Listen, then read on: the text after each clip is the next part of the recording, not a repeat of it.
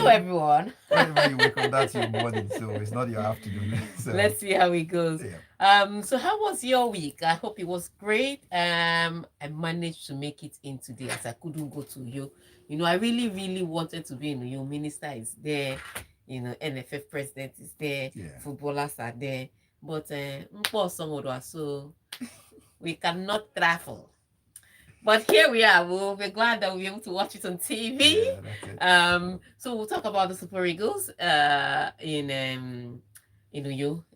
Or you contact when okay, they are in Uyo. The match is happening in Uyo. In the nest edition, but online. Yeah, it's happening in Uyo. It's just that it's not far from Ikotek when so we'll be talking about that.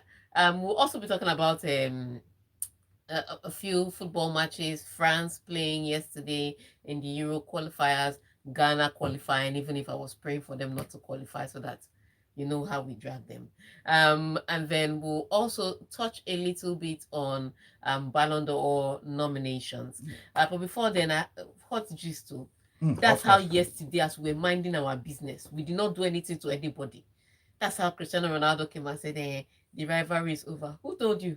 Are you the one that started the rivalry that you want to end it? How dare you call it How off? dare you? Do you understand? We will end it when we end it. When you were fighting, no, Yes. no. Oh, guy, you are going to fight till the finish. Yeah, We determine whether the rivalry is over or not. yeah. So you cannot just come and say rivalry is over. Did you hear Rafa Nadal and Federer saying rivalry is over? No. No.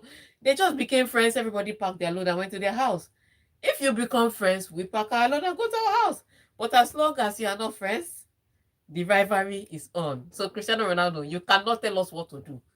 The rivalry is on. We On that continue. note, let's tell people how to join the locker room today. We're streaming live on YouTube. You can see me on YouTube with my I have not slept eyes, but also Omashaye on WhatsApp. How do we join Okay, that? this one will be twice on Friday now for free. This is going to be 0809 444 0981 for WhatsApp messages. And shout out to Tayo, Gary Newton, Cisco Delgado. They are there on the Facebook, on our WhatsApp In fact, platform already. let's start with the messages from this one. So this is Cisco Delgado. Cisco Delgado. He says, "Hi Tega, it was a great week." Tayo is And then there. Tayo now says, "Rivalry that is on autopilot." At this point, it's working or not. On And AI. then Gary Newton was like, Tega princess, imagination won't kill me. Tega dressed as a princess. Not yet, not yet, not yet. We'll come to that. All right. So a message already coming in. We would like to receive your messages on everything sports as we go through the story. So the numbers to reach us on again is 0809 444 Don't forget, you can also watch us live on YouTube. Just go to YouTube/, Smooth 981 FM Lagos. And on Twitter, we also would like to retweet if they come in. That's no, formerly Twitter now, platform X at Smooth 981 FM. All right. So on that note, let's take the headlines first and then we go to the stories. On the bill this morning, Super Eagles will take Sao Tome match seriously. That's the NFF president assuring Nigerians.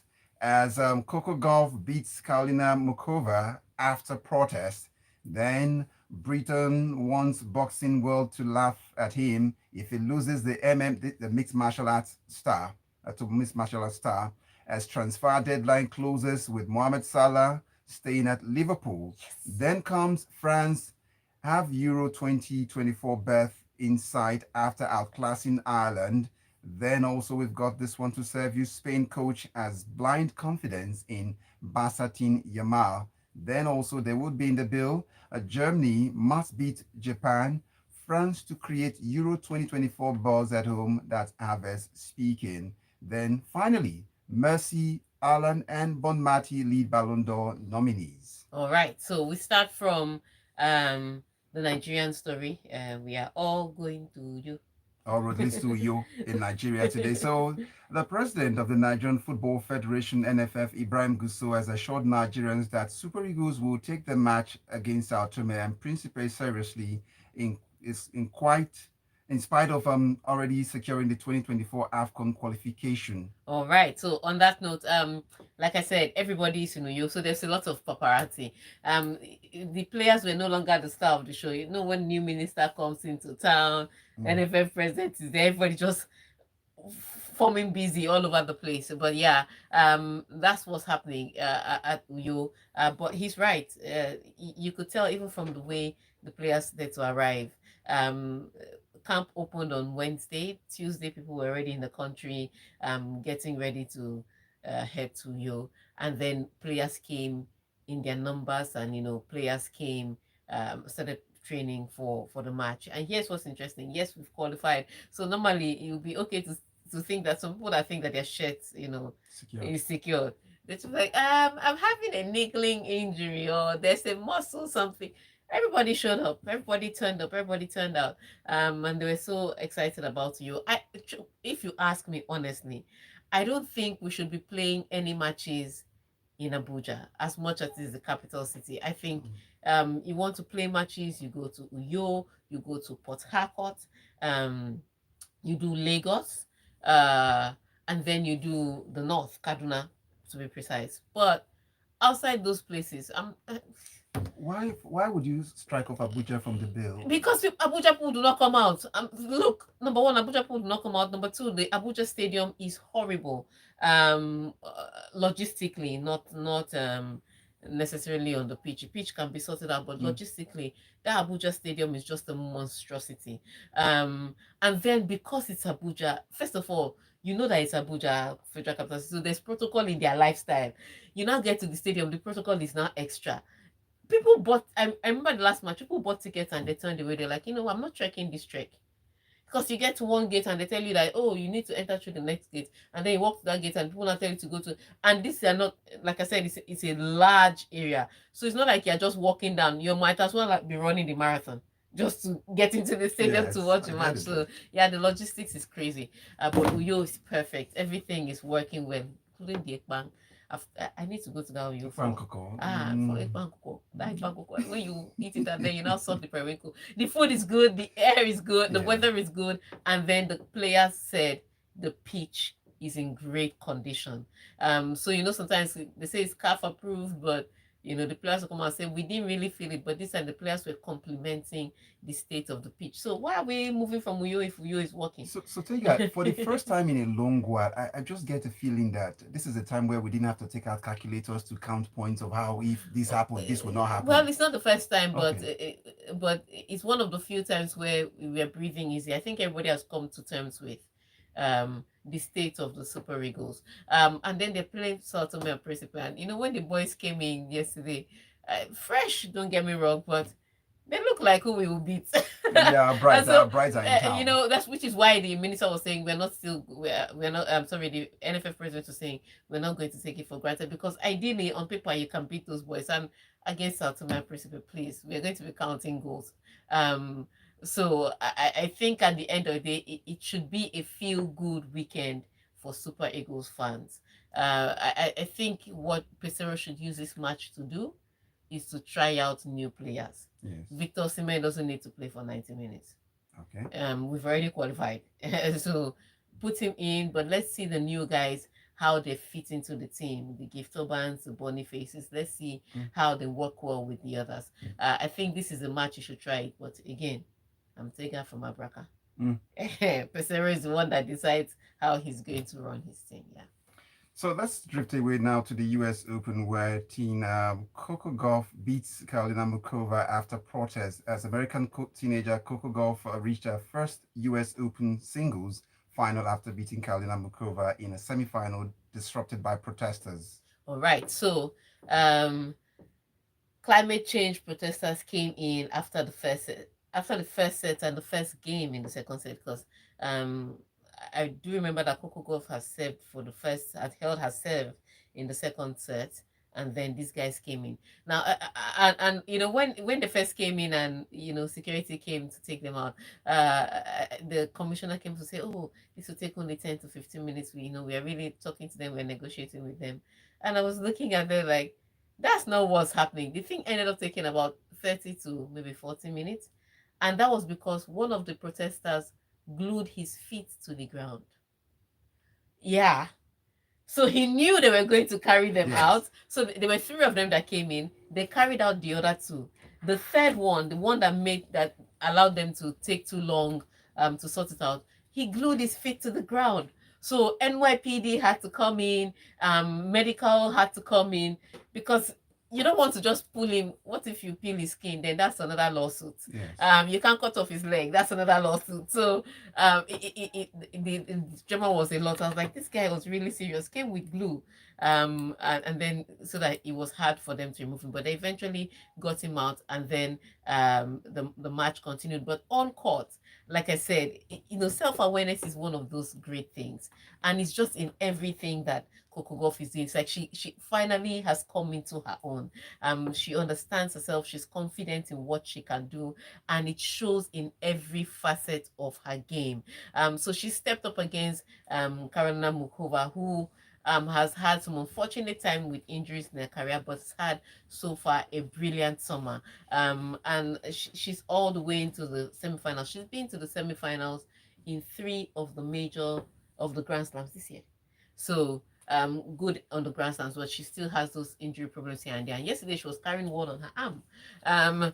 But she still managed to step up to quarter and play. But the first set was just a blitz. She couldn't find her serves, she couldn't find her ground strokes, and Coco was on it all through. And then they get into the second set. That's when the battle started. Coco also in the first set, Coco served for the first set, but she got broken. She eventually tied that up quickly. In the second set, Coco served again, and then she got broken, and then we pushed it all the way to 7-5. It was a lot more competitive in the second set, but you could always tell that Coco just somehow had the extra edge, the extra bounce, and she was able to go through to her first final. Now, you think that after getting to your first final, you'll be rewarded with something good. No, she's rewarded with the incoming world #1 ranked player, Arina Sabalenka. And Sabalenka had a horrible start to the semifinal against Madison Keys. 6-love in the first set. She couldn't find herself. She was frustrated. In fact, Madison Keys served for the second set at 5-4. We thought the match was over. And that's how Madison Keys choked when she was supposed to serve. And which people tell you that tennis, much more than the physical, is a mental game. You would see people struggling with injuries, cramping, and they would end up winning the game. Madison Keys choked. And she choked on that serve. Sabalenka came back into the game and eventually won that set in a tiebreaker. And then they played the third set, and Sabalenka eventually won it in a tiebreaker. So I'm sure Madison Keys would have been crying her eyes out wherever she is. But the truth of the matter is, she was given an opportunity. It was laid for her on a golden plate, and she didn't take it. So it's on Saturday is Arina Sabalenka against Coco Gauff. But tonight is the men's semi-final. Yeah. I can't wait. So I look, Ben Shelton is going to take against Novak Djokovic. I do expect Novak Djokovic to win this, but I want to see how Ben Shelton is going to perform. He still has that youthful exuberance, which means his game is not tidy. He has so many errors, and Novak Djokovic, who is experienced, can pick him off. But those serves and those forehands, I want to see how he will stress Novak Djokovic today. So that's what makes it interesting. It's not that I expect the outcome to be different. I just expect the performance to be brilliant. All right, Tega, we are at the red light right now, so that means traffic. We'll take a stop here. But remember, we get those messages coming on to 0809-444-0981, and you're on to the locker room with Tega Onojiafe. Vivian, why are you carrying scarf all over our? You're spoiling our YouTube. See our YouTube now. Why is your? Yes, now arrange the scarf. Arrange it. Do it like nice, like you did it in the morning. This was not it. No, it was nicer than this. Hey, do it nice. You now come and spoil our YouTube. My friend, leave this place.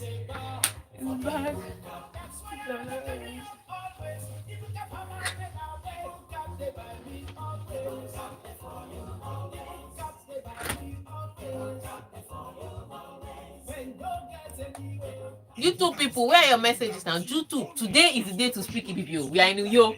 So, Messiero. Yeah. My video is on point. Yeah. Yes, sir. Huh.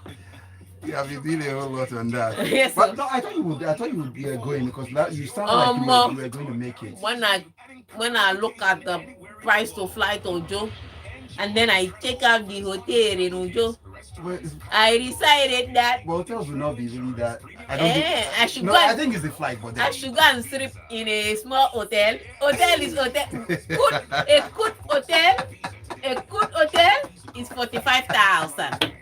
So you think that I should take 45,000? Well, I just feel it's a flight that was. Thursday, Yeah. Friday, Okay, 2 nights. Saturday, Oh, okay. Sunday, before I come back on Monday. You wanted to do big How things. much is my salary? Not only is my salary not rich, Yes. but fuel is now 573 naira. Ah, man. Nka No, but when nana. you talk about the Akwa Ibom, Oh, I it really, means one needs to go see. No, I yes. mean, you sound like a I tourist really, I destination. really wanted to go because man.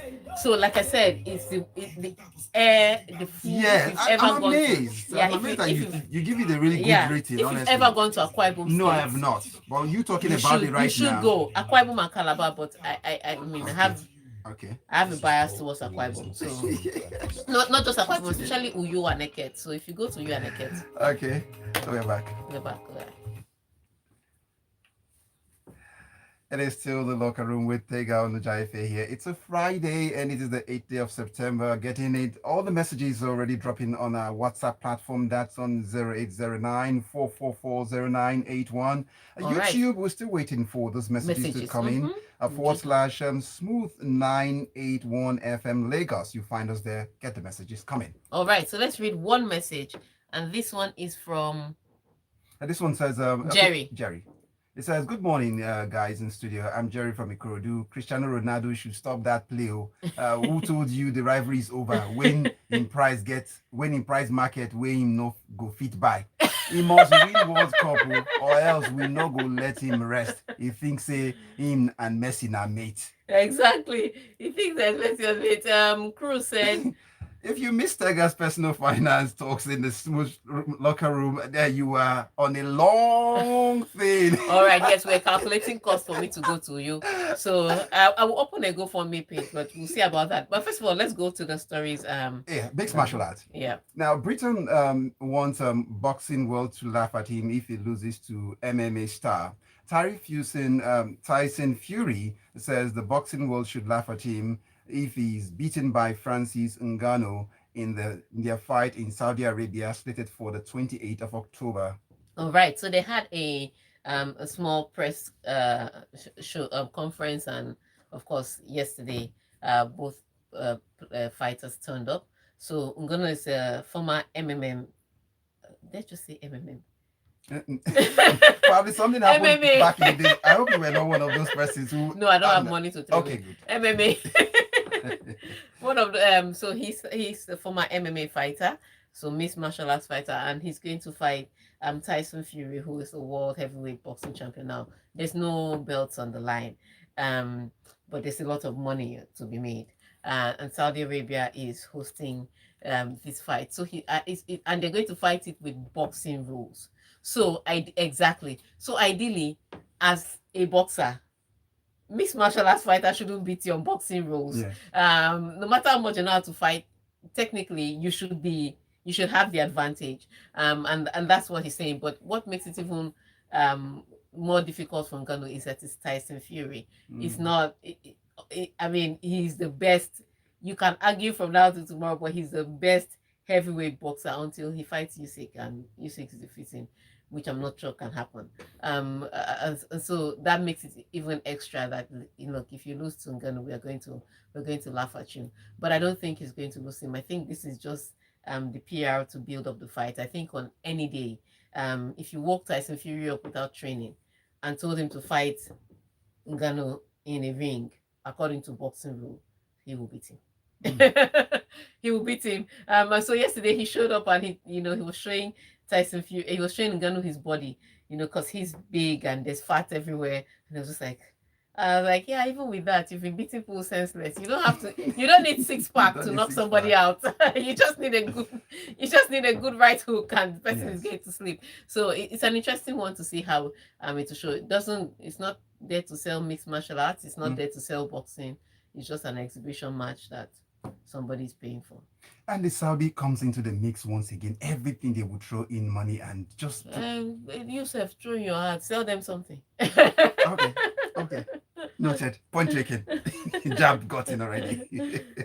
So that looks like a good place to go to the next story now. Transfer deadline closes with Mohamed Salah staying at Liverpool. The Saudi Pro League transfer deadline shot at exactly 10 o'clock. That's standard British time to end record-breaking summer of spending by Al Ittihad. Were unable to prize Mohamed Salah away from Liverpool. All right, so they brought the money. You cannot say they didn't try. Oh. When they brought the first one, they're like, we don't want this money. Then they brought the second, or they brought good money. It's just that for some reason between Salah and Liverpool, neither one wanted to leave the marriage, and so it just made sense that he would stay, and he ended up staying. If you ask me, oh, Salah were my husband, would have been in Saudi by now. But because I mean, think about it. You're 31. You've won everything there is to win with your club, and your country is going to call you still, regardless of whether you move to Saudi Arabia. Your country will still call you to play. So if you want to achieve greatness with your country, you can still achieve that. So at this point in time, if you ask me, if Salah were my friend and he asked me and he said it is your decision that will take us, that would make us, make a decision here, I would have said let's be going to Saudi, because that's a good pension scheme. You can't play it forever, so just set up in basket. But some people, I mean, they have enough. Some people are content with what they have, and they have probably have other ways to grow it. Or maybe he wants to do more in Europe. Who knows? The bottom line is that they're not going anywhere. But everybody's breathing a sigh of relief now, because the European window closed before the Saudi window closed, which meant that Saudi could still do whatever buy they wanted to buy, and clubs were afraid, because you can't. I mean, it's people's lives. You can't tell a player not to move for money. That's why he's playing. They don't pay him with love for the game. They pay him with money. Financial intimidation is what I call it. You can call it intimidation. Europe did it. Somebody's doing it to them. Soldier come, soldier go. So I think ultimately at the end of the day, a lot of clubs are breathing the sigh of relief, but there's still next summer for Saudi to come in. And here's what's happening: is the Saudi fund, that is investment fund, that is paying for this thing. It's not the clubs themselves. No, the Saudi investment fund will pay for the fund, will pay for the player, and then determine which club they will play for. So it's not like it's on the side that is bringing money, or it's a hard that is bringing money. No, it's a Saudi investment fund. So that money, that Saudi investment fund is a bottomless pit. Saudi money is not audio at all. Exactly, it's like blank check. Name your price. Okay. Well, let's drift away from Mo Salah issue and then cross over through the channel. 700 million. Yeah, spent 700 million euros. Wow. Yeah.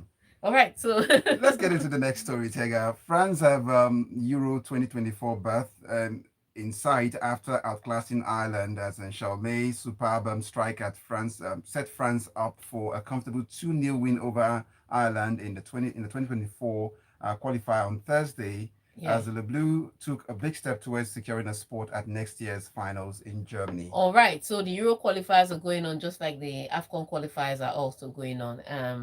And France is in the same group with the Netherlands, and so it's in the same group with Netherlands and Greece. And the Netherlands are supposed to be the closest ones to them. They also won their match by 3-0 against Greece yesterday. Unfortunately, they are about 9 points or so behind France. So France is sitting pretty comfortable, but they still want to ascertain that they are definitely in Germany for next year's qualifying. Chomeni started the scoring, opened the scoring with this beautiful strike from outside the 18-yard box. Unfortunately, I was waiting to see Mbappe's goal, because he's really been a little quiet since the PSG saga. And then yes, he's been. But it was a signature assist in that goal. But there's been. I could give that assist, signature assist, signature goal. Even I could give that assist. There's been so much about him that was not football worthy, and then of course he still helps PSG score, but it's different if you are doing the same for PSG and you're doing the same for France. So I would have loved to see him on the score sheet, but all they needed was to win their match, and they won it by a comfortable 2-0. What I could see from the French squad is that they have strength in depth, and they are young guys. So if you're thinking the next World Cup, 2026 World Cup, France should be at the top of your list for who is going to win the World Cup. Because if you look at most of the guys, they're in their early 20s. True. And that's and they're playing brilliant football, so that's going to last. So congratulations to them. Didier Deschamps wants to win as much as he can win. It was painful to him that he lost in the finals last year to Argentina. Trust me, the next World Cup he's still going to try to make it to the finals and hopefully this time grab the trophy again. Also, we gravitate away from France this morning now as we make a bet in Spain, where Spain's coach has blind confidence in Barca team Yamal. All right. So at this point in time, I just want to say they're trying to prevent another Messi situation. So remember when Lionel Messi was going to start his international career, Spain actually had him on their books. They were working his papers when Argentina called him to come and play for the national team. Wow. Yeah. So after they groomed him, gave him all the amenities, helped him with his growth deficiency. The guy that went to play for Argentina. And now this Yamal is supposed to be the next wonder kid. And I don't think either one of Spain or Morocco should be hustling him right now. Truth be told, he's 16, and we've seen a lot of 16-year-old that showed potential and never really came to fruition. So I understand that he's the next wonder kid. You don't want to miss him. But to give him a call up now, the coach has not said anything about him playing this weekend. Yeah. However, they've called him up just so that they can snatch him from Morocco. That's what I believe. I don't care what he says. I have blind faith in him. No, you don't have blind faith in him. You're probably doing what the federation told you to do, which is to call him up. Because if you call him up for under 21 and Morocco calls him up for senior team, he will go to Morocco. Yes. All right, that looks like as we stroll towards the door of the locker room this morning, let's get to Germany. Must beat Japan, France to create Euro 2024 buzz at home. That's according to Kai Havertz. All right, so it's true. Germany has been going through a rough patch. They've won only one of their last 4 matches, and they are hosting Europe for Euro 2024. So yes, they've already qualified as hosts, but they're going to play a lot of competitive friendlies to see how they can prepare for that tournament. They're playing they're playing Japan, and then they play France on Tuesday. So he's saying, look, if you're going to get people excited about the German machine, if you're going to get people excited about the national team, we are going to have to start winning, because right now everybody's losing faith in us. They crashed out of the group stages at the World Cup and they haven't won many matches, and people are already calling for Hansi Flick's head. So it's a tough one. So they're saying win, or otherwise you will have a very low morale Euro 2024. And with your hands on the doorknob already to leave the locker room, let's get this Messi, Haaland, and Bonmati leading the Ballon d'Or nominees. All right. So the Ballon d'Or nominees came out, and the favorites to win it. On the women's side, Aitana Bonmati. She's my favorite to win it. She gets my vote. I saw her play brilliantly for Barcelona, and then at the World Cup she battle Erling Haaland